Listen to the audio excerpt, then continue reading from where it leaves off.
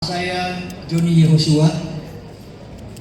Pertanyaan saya mungkin tidak sesuai judul, tetapi saya lihat gambar-gambar tadi, yaitu di Taman Eden ada Habel. Ya.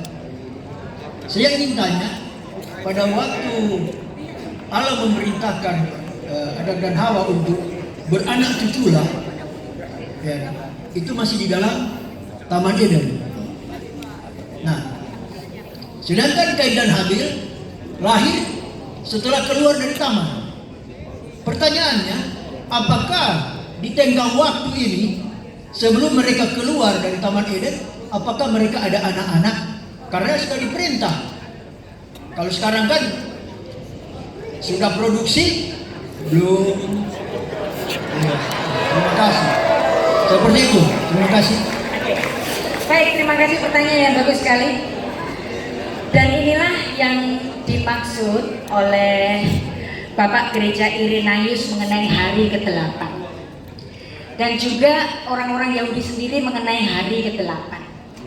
Bahwa Tuhan menciptakan alam semesta ini dalam periode 6 hari dalam waktunya Tuhan. Lalu kemudian jatuh pada hari ke-7, di situ adalah hari Sabat dan Tuhan menguduskannya. Maka kemudian Bapak-bapak gereja sejak kuno ini dan juga dalam eksegesis orang Yahudi mengatakan bahwa kemungkinan Adam dan Hawa ini belum sempat bikin anak di Taman Eden. Maka kapan kira-kira terjadinya dosa itu? Kapan kira-kira terjadinya dosa itu? Maka terjadinya dosa itu tidak mungkin terjadi pada hari yang ke-7. Maka ini namanya eksegesis, ini namanya tafsir.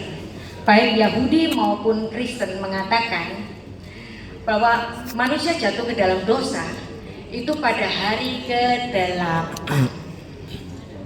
Dan apa yang terjadi pada hari ke-8 ini?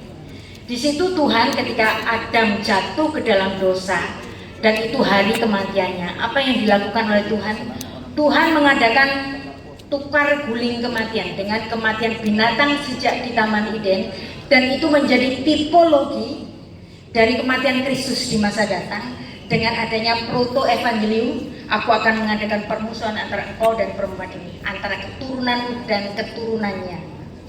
Keturunannya akan meremukkan kepalamu dan engkau akan meremukkan tumitnya. Dan satu kisah yang terjadi setelah itu, Kejadian 3 ayat 20, Tuhan mengambil binatang yang tidak berdosa dan diambil kulitnya untuk menjadi pakaian bagi Adam dan istrinya untuk sebagai penutup aibnya. Itu sebagai suatu tipologi, ada pihak yang nggak ikut berdosa tapi dia harus mati, dan itu kematian Yesus Kristus. Dan kematian ini dibaca oleh bapak-bapak gereja kuno dan orang Yahudi sendiri, kejatuhan Adam jatuh pada hari ke-8. Apa maksudnya hari ke-8 ini?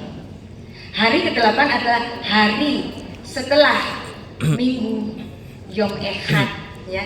Jadi minggu, kata bahasa Ibrani-nya itu Echad atau hari Ahad. Hari kedua Sheni, Senin. Selasa Shelishi bahasa Ibrani, Rabu Revi'i, Kamis Khamishi, mirip ya kan. Nah setelah Sabat kan hari ke-7 Shvi'i, Sabat. Nah habis Sabat apa? Hari ke-8. Hari ke-7 maksudnya hari ke-8. Itulah kenapa hari ke-8 menjadi perjanjian khusus yang mengandung darah.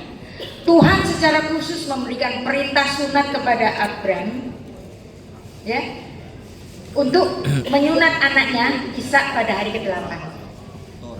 Dan itu menjadi tatanan bagi orang Yahudi sampai hari ini, sunat pada hari ke-8.